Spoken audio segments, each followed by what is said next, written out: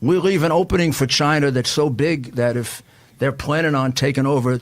Okay, let's talk about this. It'll be 15. You're renowned, and in China, you're renowned as not just America's mayor. You're renowned as the attorney when you took down the 5 families. And people are saying, all the Chinese dissidents say, we love Rudy because the Chinese Communist Party is the mafia. The 5 families run it is exactly like it. Are there any means, when you see these dissidents, Milesguo, Dr. Yan, all these people that are fleeing China and trying to come to the West, is there a possibility in this country to use the rule of law to go after the Chinese Communist Party? Absolutely. I mean, they're a much better RICO case than many that we've brought against foreign nationals.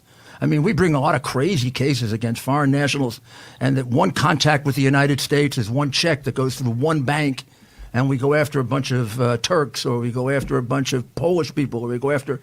in fact, the Supreme Court has warned prosecutors that they're going too far with international jurisdiction for these stupid little cases. The Chinese Communist Party is as much present in America as it is in China.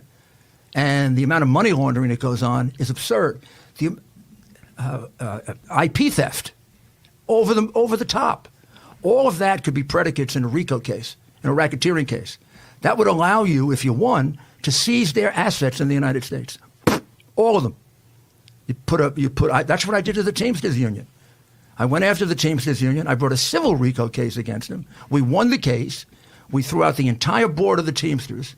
And eventually we named Joe DeGeneva to run the Teamsters Union. One guy. Everybody out.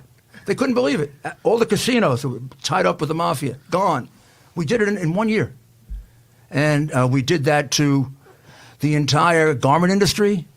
The theory is the mafia would have existed forever if you just prosecute them one at a time.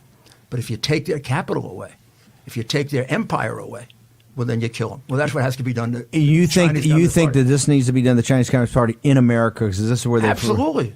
They are a criminal organization. Look, they kill people. Right? They launder money. They bribe people. There's no question they bribed Joe Biden. There's no question. They're not given. That's a pretty harsh term there, Rudy. You're saying they bribed Joe Biden? Well, they definitely, he was bribed in Ukraine. I've got the documents. In China, there's no way they're paying Hunter millions and millions of dollars, and I now have documents that show money going to Hunter. There's no... From China? From China. You have documents. You have documents that show that money went to Joe Biden. Said 100 times, nothing. My son never took a penny. You're calling Joe Biden. You're telling Joe Biden, the guy that's going to debate Donald Trump in a week. You're calling him a liar. That his son. Yeah, his son was doing business with China up until a year ago, and he still has. I believe. I'm not sure of this. I know that he was getting money from China a year ago, but I believe he still has an equity interest in a Chinese company that's half owned by the Chinese government. But all throughout the last 7 years, his son has been a business partner with the government of China in various ventures. I can't even count all of them. Rudy, this is a murderous dictatorship that has concentration camps in the Uyghurs, that suppresses the evangelical church, that tortures the Falun Gong, that has suppressed the Tibetan Buddhists. You're saying that the guy running for president of the United States, his son, they own him. They own him too. They own Joe. Why do you think he says stupid things like China's no threat?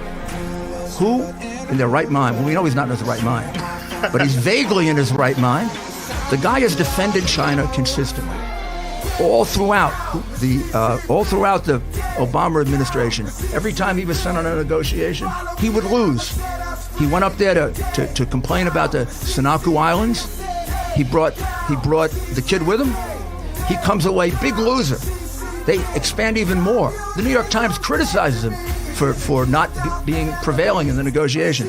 Except the New York Times doesn't tell you, 8 days later when they get back, Hunter gets a $1 billion commitment for his phony private equity firm, in which one of his partners is the nephew of Whitey Bulger and also the stepson of the Secretary of State. Yeah, so China buys the Secretary of State and the Vice President. And the Heinz boy runs for the hills because he knows it's all. And we all know, Heinz, we're coming for you. You know the truth here.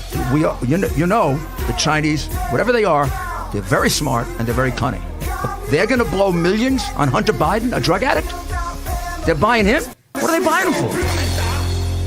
Are they dumb? Okay. The American media may be dumb, but they're not dumb. We got to bounce. They're buying Joe. We got to have Rudy in the war room more. His heads are blown, making news. I'll bring the documents next time. Okay, see you on Monday.